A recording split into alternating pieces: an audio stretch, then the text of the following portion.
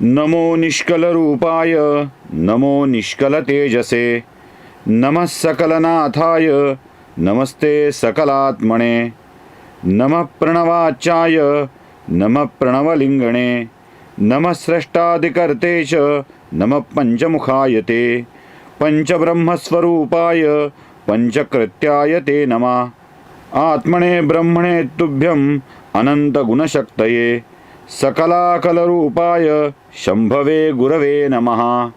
नमस्कार. नमः पार्वते पते हर हर महादेव. वनामध्ये उपस्थित असलेल्या ऋषींनी सूत मुनींना विचारलं की हे मुनिवर, नेमकं शिवलिंगाची स्थापना कशी करावी, शिवलिंगाची लक्षणे काय असावीत, त्याची पूजा कशी करावी, याबाबत आम्हाला मार्गदर्शन कराल. सूतांनी फार सुरेख पद्धतीने मार्गदर्शन केलं आहे आणि शिवपुराणातल्या शिवलिंगाची स्थापना करणे, पूजा करणे याबाबतच्या गोष्टीची स्पष्टता केलेली आहे. हे जर आपण खरोखरच जर अंमलात आणायचं ठरलं ना तर फार सुरेख होईल बघा. म्हणून आज जे मी सांगणार आहे, आज कथा नाही आहे, नाही, हे फक्त प्रसंग आहे. किती सांगणार आहे त्यावर फार गांभीर्यानं बघा. सूत सांगतात, अत्यंत अनुकूल असा प्रकार बघावा, शुभ समय बघावा, अनुकूल आणि शुभ असा समय बघावा, अशी वेळ बघावी.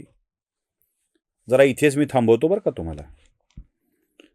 अनुकूल आणि शुभ समय बघावा, वेळ बघावी, म्हणजे योग्य मुहूर्त निवडावा. मुहूर्त कोणता योग्य असतो? अनुकूल असतो तो योग्य असतो. ही अनुकूलता काय आहे? कोणतंही कार्य अनुकूल वेळी करावं. प्रतिकूल वेळी करून जमतं का? मुहूर्त बघणं म्हणजे प्रतिकूल वेळी करून जमतं का? उठलोत, अंघोळच करू शकलो नाहीत, करा शुभ कार्य, असं होतं का? नाही. आता प्रश्न पडतो की हा मुहूर्त म्हणजे काय आहे? बघा, आपल्याकडं लग्नाची मुहूर्त कधी असतात? लग्नाची मुहूर्त कधी असतात? दिवाळीनंतर किंवा उन्हाळ्यामध्ये. अशीच मुहूर्त का असतात? जरा कधी विचार केलाय? असं का असतं? दिवाळीनंतर आणि उन्हाळ्यातच का? घर धनधान्यांनी भरलेलं असतं, घरामध्ये पुष्कळ प्रमाणात द्रव्य साठा असतो, शेतीच्या कामातून मोकळीक मिळालेली असते, आजूबाजूचे पाहुणेरावळे सुद्धा आपल्या कामातून निवृत्त झालेले असतात, प्रवासासाठी नवे कपडे घेण्यासाठी सुबत्ता असते, वातावरण उत्तम असतं, पाऊस पाणी नसल्यामुळे मंडप टाकणे, जेवण देणे, सामूहिक ठिकाणी जेवण देणे खूप सोपं जातं. म्हणून मुहूर्त असे असतात. अनुकूल असा समय बघावा. सूत सांगतात, बघू त्या मुहूर्तावर पुन्हा कधीतरी बोलू. आता महत्वाचा विषय आहे शिवलिंगाची स्थापनेचा. अनुकूल म्हणजे काय? अनुकूल आणि शुभ अशा प्रसंगामध्ये वेळ निवडावा आणि शिवलिंगाची स्थापना आणि पूजा करायला सुरुवात करावी. कुठे करावी? नदीचा किनारा, तीर्थक्षेत्र, कुठलंही मोठं तीर्थ असेल त्याच्या किनाऱ्यावर, नदीच्या काठावर हे करावं. शिवलिंग स्थापन करावं. शिवलिंग कसं तयार करावं? आता पटापट समजून घेऊया आपण. नीट लक्षात ठेवायचं. पार्थिव द्रव्याने, जलमय द्रव्याने, तेजस्वी पदार्थाने, नुसतं पार्थिव, जलमय आणि तेजस्वी पदार्थाने, कल्पोक्त लक्षणांनी, आपल्या मनामध्ये लक्षणांची कल्पना करतोय ना आपण, की ते सुंदर असावं, दिव्य असावं, भव्य असावं, तशा कल्पोक्त लक्षणांनी अशा युक्त असलेलं हे शिवलिंग आपण तयार करायला घ्यावं. शिवलिंग पीठ स्थापन करावं ते आधी. म्हणजे शिवलिंग ज्याच्यावर ठेवायचं ते शिवलिंग पीठ कसं असावं? ते एकतर मंडलाकार असावं, गोलाकारात असावं, चौकोनी असावं किंवा त्रिकोणी असावं. चौकोन, त्रिकोण किंवा मंडलाकारातलं शिवलिंग पीठ असावं. ते शिवलिंग तयार करताना माती, प्रस्तर म्हणजे खडक आणि लोह यांचं करावं. हेच का बरं? तर ज्या द्रव्याचे पीठ होऊ शकते, भुगा, ज्या द्रव्याचे पीठ होऊ शकते अशा द्रव्याने ते स्थापन करावं. लिंग केवढं असावं शिवलिंग स्थापन करायचं? स्थापन करता जो व्यक्ती असतो त्याच्या 12 अंगुल एवढी उंची असावी. 12 पेरा एवढी त्याची उंची असावी. असं शिवलिंग उत्तम असतं. त्याची स्थापना करणं योग्य ठरतं. पुढे लिंगाची लांबी 12 अंगुल एवढी असावी. त्या गर्भगृहाला, देवाऱ्याला, देवालयाला खूप स्वच्छ ठेवावं. तिथे नवरत्नांची आरास करावी. आता ही नवरत्न कोणकोणती आहेत ते पण सांगितले, ते बघून घ्या. नीलम, लाल, वैदुर्य, श्याम, मरकत, मोती, प्रवाळ, गोमेद आणि हिरे हे नवरत्न तिथे असले पाहिजेत. या नवरत्नांची तिथे स्थापना करावी. आणि वैदिक मंत्रांच्या उच्चारामध्ये याचा स्थापना करावी. आता वैदिक मंत्र कोणता तोही सांगतो. ओम सद्यो जातं प्रपद्यामि सद्यो जाताय वे नमो नमः. भवे भवेनाति भवे भवस्वमा भवोद्भावाय नमः. या वैदिक मंत्राच्या उच्चारामध्ये त्याची स्थापना करावी. 5 स्थानावर शिवलिंगाचं पूजन करावं. शिवलिंगाच्या 5 स्थानावरती त्याचं पूजन करावं.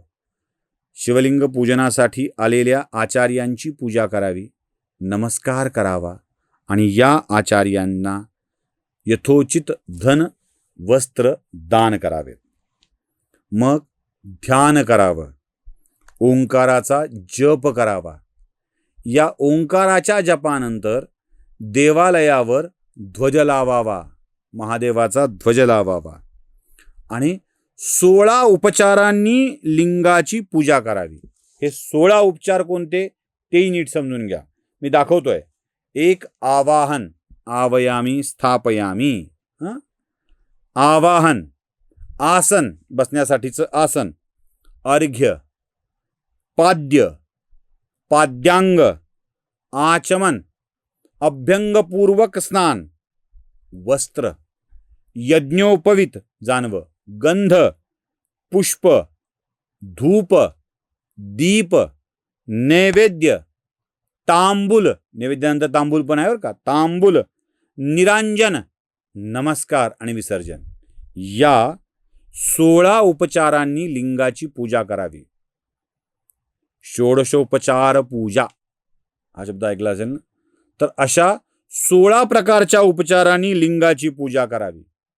अभिषेक करावा, नैवेद्य दाखवावा, नमस्कार करावा, तर्पण करावं, यथाशक्ती तर्पण करावं. उगी केवढे करावं असं म्हणून नाही. आणि त्यानंतर हे सगळं पूजन झालं की या पूजनाच्या नंतर जवळपास प्रणव मंत्रांचा सहस्त्र जप करावा. 1000 वेळेला महादेवाच्या प्रणव मंत्राचा जप करायचा आहे. हा प्रणव मंत्र कोणता? सोपा आहे. 4 दिशाच्या 4 मुखातून आणि ऊर्ध्व मुखातून जो मंत्र तयार होतो तो नादासहितचा ओम.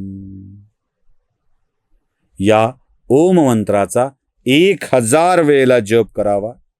काही लोकांनी पंचाक्षर मंत्राचा जप करावा.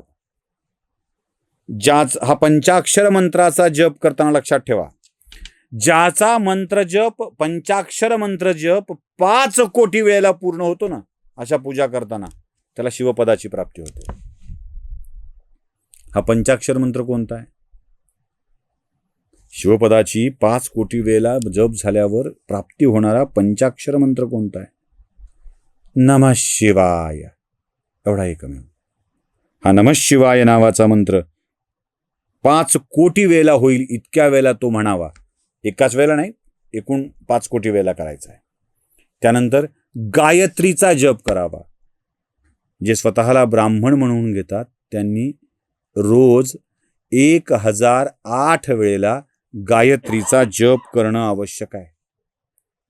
1008 वेळेला गायत्रीचा जप करणं आवश्यक आहे.